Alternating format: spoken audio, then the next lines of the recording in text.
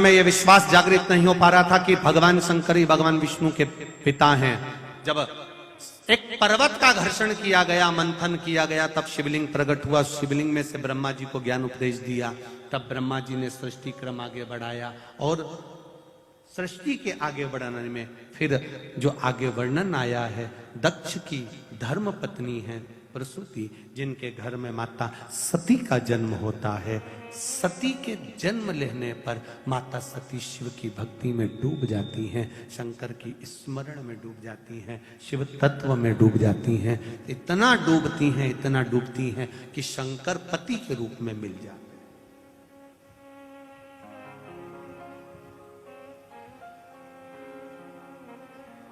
शिव पति के रूप में मिल गए।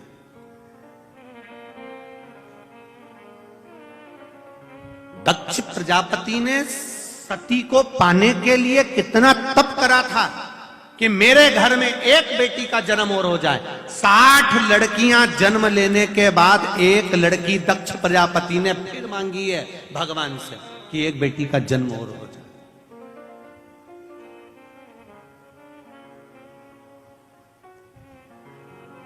बेटा भाग्य से होता है, बेटी को सौभाग्य से प्राप्त होती है। भाग्य का भी 100 गुना करना पड़ता है, तब जाकर बेटी का जन्म होता है अपने घर में। 2 मित्र मिले, दोनों मित्र सालों के बाद मिले। बहुत जब कुंवारे थे तब मिले थे, अब शादी हो गई, बच्चे हो गए, दोनों मिले। एक मित्र ने दूसरे मित्र से पूछा, शादी हो गई? हो। कितने बच्चे हैं? मेरे 2 लड़के हैं। 2 लड़के? अरे वाह। कहां रह रहे हो आजकल? बस पुणे में रह रहा हूं। पुणे में कहां रह रहा हूं? मंगलवार पेट में रह। ओहो, बहुत बढ़िया। जाओ बे। हाँ, बहुत बढ़िया। अच्छा पैकेज में कह दे अपना तो बढ़िया। और तेरे क्या हाल चाल है? मैं तो यहीं गांव में रह रहा हूं। अच्छा, शादी हो गई? हो। कितने बच्चे? मेरी 2 लड़की है।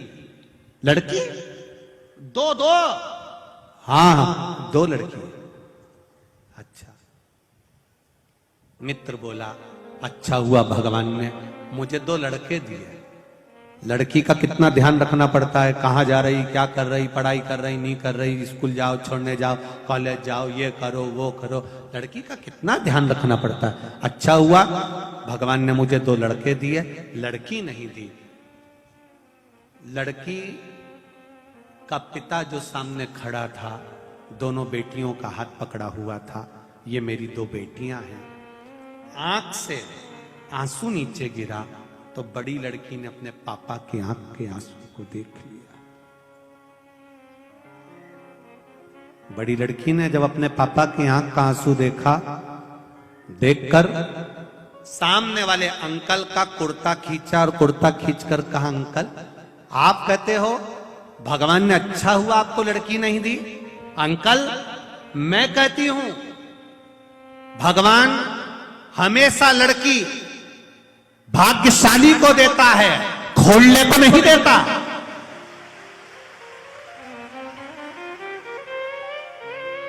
जो कभी अपनी बहन बेटी को एक साड़ी नहीं दे, घर में ननंद आ जाए तो भाभियों का मुंह भगोना हो जाए, ऐसी भाभियों को भगवान लड़की भी नहीं देता कि जब ये ननंद को एक साड़ी नहीं दे रही है तो अपनी लड़की को क्या खाक देगी? भगवान नहीं देता। भगवान कभी खोलने को बेटी नहीं देता, भगवान भाग्यशाली को बेटियां देता है। भाग्यशाली। ठेला चलाने वाला, सब्जी बेचने वाला, कबाड़ा बेचने वाला, उसके घर में 3-3, 4-4 लड़कियों का जन्म हो जाता है। बोलो सही है कि गलत है? और सेठ से सेठ पैसे वाले के घर में एक लड़की हो जाए तो मुंह उतर जाता है, भेरू का मुंह उतर जाए। और गरीब के घर में 3-3, 4-4 लड़की हो जाती है। आंख में आंसू नहीं आता, आंसू नहीं आता गरीब के। किसान, खेती करने वाला, कबाड़ा बेचने वाला, सब्जी बेचने वाला, दूध का ठेला लगाने वाला, अखबार बेचने वाला, सामान बेचने वाला, कभी नहीं रोता बेटी के जन्म पर।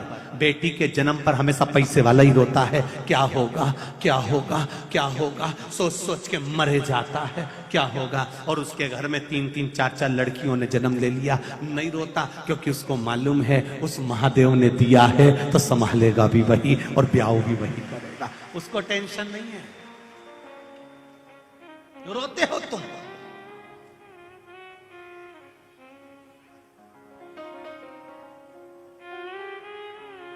पूरे मराठवाड़ा में, पूरे महाराष्ट्र में, पूरे महाराष्ट्र में जितनी धन की कमी नहीं है, जितनी संपदा की कमी नहीं है, जितनी वैभव की कमी नहीं है, मराठवाड़ा महाराष्ट्र में सबसे ज्यादा कमी है बेटियों की कमी है।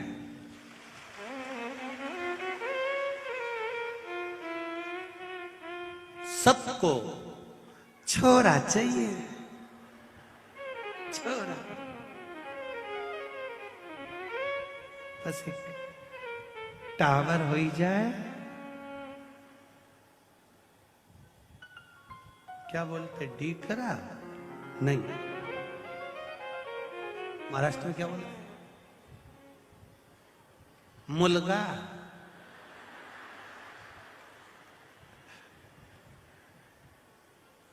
माझा 2 मुलगा आणि 1 मुलगी, सही है। अरे बोलो तो मुलगा मुलगी, माझा 2 मुलगा।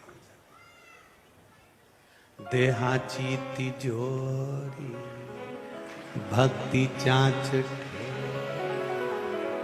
उघडदार देवा आता उघड, देहाची तिजोरी भक्ती चाच ठेवा उघडदार देवा। बस सबको पुत्र चाहिए, सबको बेटा चाहिए। भगवान से प्रार्थना करना जैसे दक्ष प्रजापति ने कहा मेरे घर में एक बेटी हो जाए। क्यों? बेटी होगी तो वो मुझे कभी दुखी नहीं देख सकती। बेटी अपने माँ बाप को कभी दुखी नहीं देख सकती, वो बेटियां हो। बेटा पास में रहेगा, बाजू वाले कमरे में रहेगा, तो भी आके नहीं पूछेगा कि मम्मी तुम्हारा सिर दुख रहा है क्या। और बेटी दूर होकर भी फोन लगाकर पूछ लेगी मम्मी पापा का ब्लड प्रेशर ठीक है, शुगर ठीक है, दवाई दे देना, थोड़ा ध्यान रख लेना। वो बेटी हो, दूर से पूछ रही है।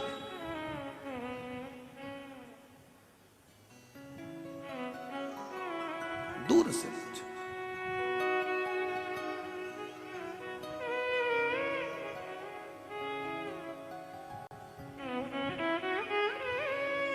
बस बेटियों से एक निवेदन है मेरा,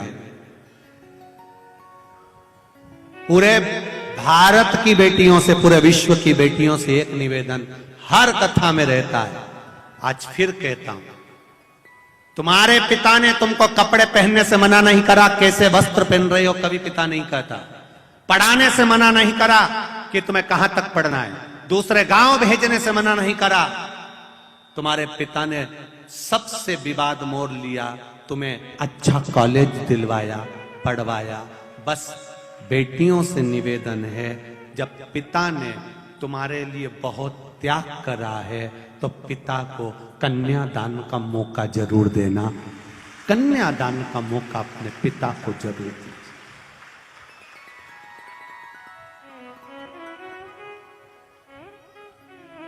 बॉडी सॉडी के चक्कर में मत आ जाना, जरा सी गाड़ी घोड़े के चक्कर में मत आ जाना, चाउमीन और पानी पतासा के चक्कर में मत आ जाना, कटे हुए सेव फल के मोबाइल के चक्कर में मत आ जाना। ध्यान दे, मौका दो, कहीं पर भी रहो, किसी से भी मित्रता रहे, पर जब शादी का समय आ जाए तो कह दो सामने वाले से, मेरे माता पिता जहां कहेंगे शादी वहां करूंगी, कन्यादान का मौका मैं अपने बाप को, अपने पिता को, अपनी मां को दूंगी। अपने माता पिता से छल नहीं कर सकती, अपने माता पिता से बेईमानी नहीं कर सकती।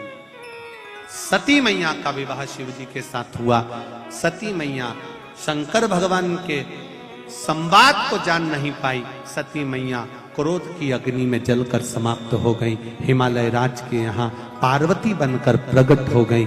पार्वती बनकर प्रगटी और भगवान शिव के साथ में माता पार्वती का मंगल विवाह हो रहा है। जोरदार ताली बजाएं, शिव पार्वती पधार रहे हैं। आनंद के साथ भगवान शंकर और माता पार्वती का मंगल विवाह हो रहा है।